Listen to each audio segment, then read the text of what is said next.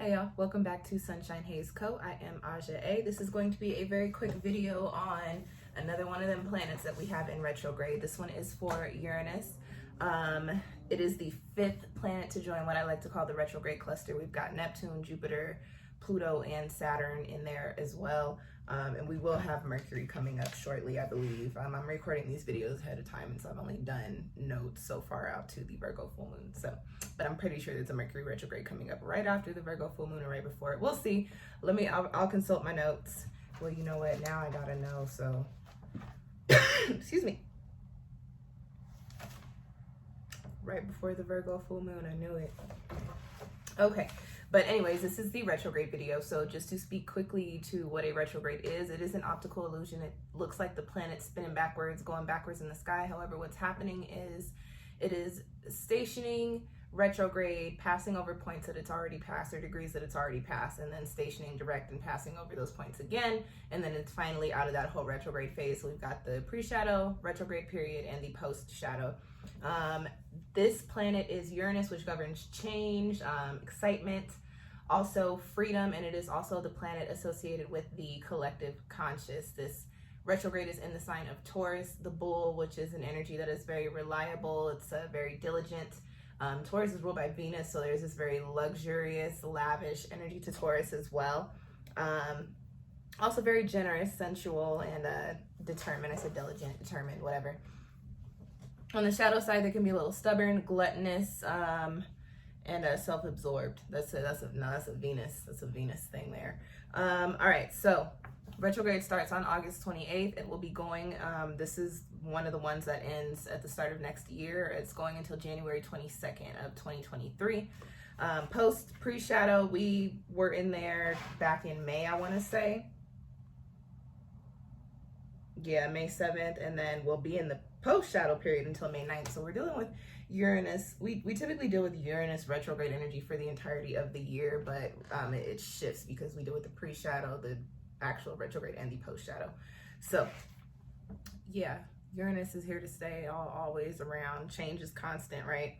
So with this retrograde in Taurus, the overall energy for us is really reflecting and correcting is retrograde energy, is how I like to speak to it. So really reflecting on what our restrictions are, and that could be whether we've put them in place ourselves or whether they've been put in place for us, and how to break free of them, how to tap into that Taurus bull energy and charge forward and break free of those restrictions in order to bring about change that we are anticipating, okay?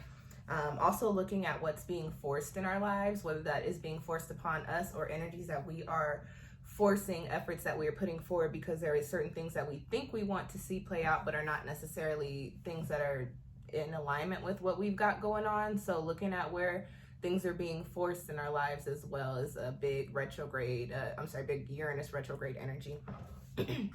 There are a few aspects happening with this retrograde that are going to kind of lend to the energy and kind of alter it. So the first that I've got here is it's making a trine to Pluto. Pluto governs transformation, and I like to say the depths of our souls.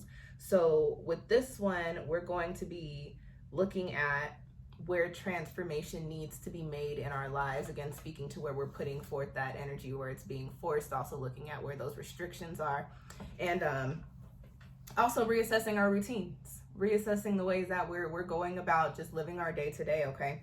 We've got a sextile to Neptune. Neptune governs dreams, illusions, also like the actual dreams, our sleeping dreams, and our goals and our aspirations, those when I grow up type of dreams,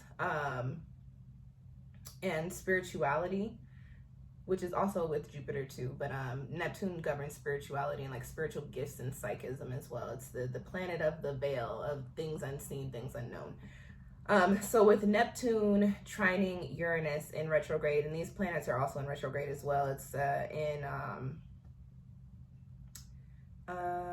sorry, lost my train of thought there.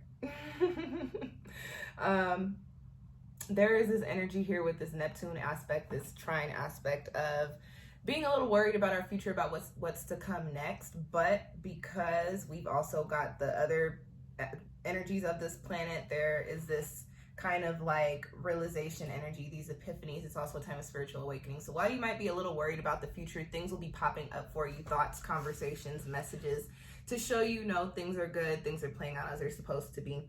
We've got a square to both Saturn and Venus. Saturn's in retrograde, Venus is not. Saturn governs foundations, karma, paternal. I know I don't be having stuff in my house, but anytime I feel something on me, I'm like, oh no, is that a bug? But that was a piece of hair. That was a piece of hair. But I don't play that. Saturn governs foundations, karma, foundational themes like career, those important relationships, paternal relationships as well. And Venus governs like love, our comforts, also finances too. So these planets kind of go hand in hand with each other, and you've got a square to both of them. So the energy here with the Venus is a little bit of a change in our taste. You've got Uranus, the planet of change, and Venus being the planet of comfort, the planet of the things that we want and like, that lavish energy that I was speaking to with Taurus earlier. A change in our taste, and that could be in people, that could be in hobbies, that could be in whatever. Look at, what's popping off in your chart to get an idea lined up with the transits to see what might be manifesting for you. Now, as far as Saturn, this one is kind of a cool aspect because it's going to happen a few times between 2021 and 2022. So we get this energy quite a bit throughout this retrograde period. And this is a aspect that's not going to happen again until 2042. So you've got some time before you feel this energy again, okay? And so what's interesting with it is that it might be bringing in some unexpected restrictions, but it's also going to be bringing in change. And now with this being said, it might be change that you may feel that you are not necessarily prepared for, but it's change that is needed. So you can look at when this aspect was happening over the course of last year too, to get an idea of what was going on in your life. I have an idea of the stuff. I feel like this had these aspects were hitting my career houses, to get an idea of what's shifting for you, what those constant Uranus square Saturn energies are, and reflect and correct. You feel me? All right, numerology very quickly, starting in 18 degrees on a 2-day, ending in 14 degrees on a 3-day. So we've got 9, 2, 5, and 3 there. This makes this a progressive time. Changes that need to be made that are putting us into our next chapters, leveling us up, so to speak, and then bringing harmony into our lives. And so even though the change might not seem very harmonious, when it's all said and done, it's what's meant for you. It's what's written. It is what you were supposed to be in alignment with, okay?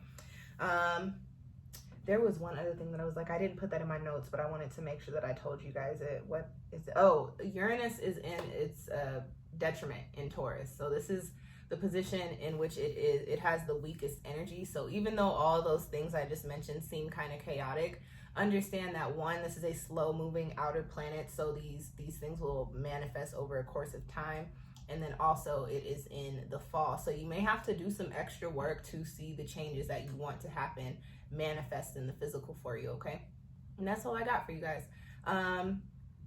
So to wrap this on up, looking at where our restrictions are and how to break free of them, changes that we are anticipating and how to bring them forward, and the work that needs to be done to bring those things into our lives. The people that are going to be the most affected by this retrograde transit are people with Taurus, Uranus placements, people with a lot of fixed energy in their charts, 14 or 18 degrees within that orb, and also people with charts ruled by the second house, or a lot of second house placements or aspects, okay? Again, look at my nose is itching.